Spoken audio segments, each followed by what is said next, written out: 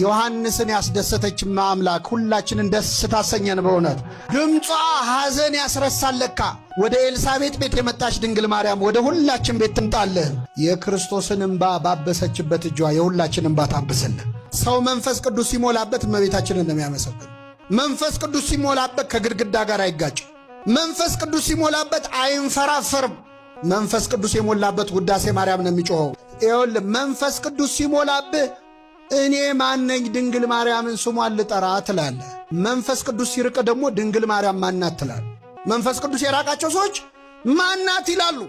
አቤት በሰማይ ማን እንደሆነች ለማየት ይርዳቸው እግዚአብሔር። እኔ ደስ የሚል ዜና ልንገራችሁ።